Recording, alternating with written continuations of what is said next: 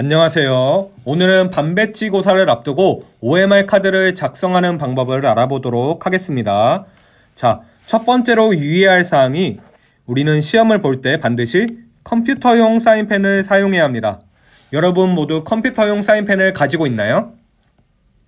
좋습니다. 자, 컴퓨터용 사인펜에는 크게 두 가지 종류가 있습니다. 이때 두 번째 컴퓨터용 사인펜을 볼까요?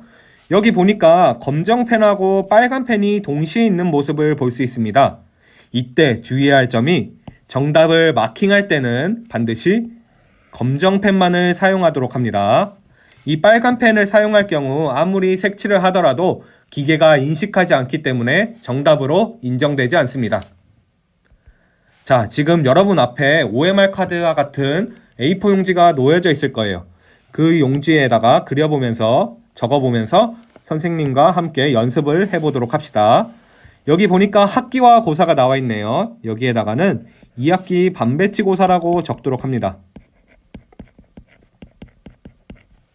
자, 그리고 과목명을 적으면 되는데요. 우리는 2교시 때 국어, 3교시 때 영어, 4교시 때 수학을 시험을 보죠. 자, 2교시라고 생각하고 국어를 적어보도록 합시다. 좋아요. 그리고 자신의 이름을 또박또박 정자로 이쁜 글씨로 쓰도록 합니다. 여기까지는 모두 쉽게 따라왔을 거예요.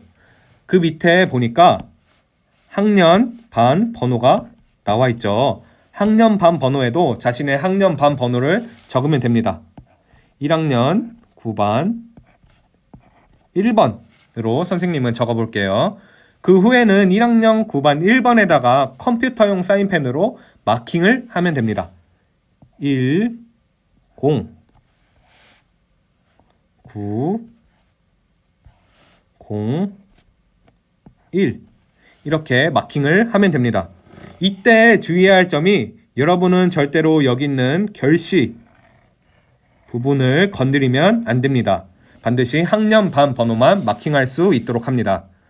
자, 이제 문제를 풀고 정답을 마킹하면 되는데요. 내가 만약에 1번 문제를 풀었더니 정답이 3번이라고 나왔어요.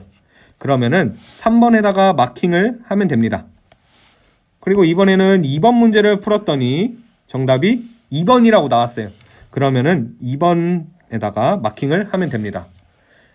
근데 여러분이 마킹을 하다 보면 실수를 할 수 있겠죠. 내가 3번 문제를 풀었는데 정답이 3번이라고 나왔어요. 근데 실수로 4번이라고 마킹을 해버렸습니다. 이때는 어떻게 해야 되냐? 이때는 조용히 손을 들도록 합니다. 조용히 손을 들면은 선생님께서 새로운 OMR 카드를 가지고 오실 거예요. 그럼 새로운 OMR 카드에 다시 마킹을 시작하면 됩니다. 절대로 선생님에게 말을 해서는 안 되고 수정 테이프를 사용해서는 안 됩니다. 자, 이제 여러분이 자주 실수하는 유형을 알려주도록 하겠습니다. 자, 5번 문제를 풀었는데 3번이라고 답이 나왔어요. 자, 3번이라고 마킹 잘 해놓고 옆에다 실수로 점을 찍는 경우가 있어요. 모르고 아니면 이렇게 번져버리는 경우가 있단 말이에요. 이 경우에도 기계가 잘못 인식할 수 있기 때문에 아까 말했듯이 조용히 손을 들어서 새로운 OMR 카드로 교체할 수 있도록 합니다.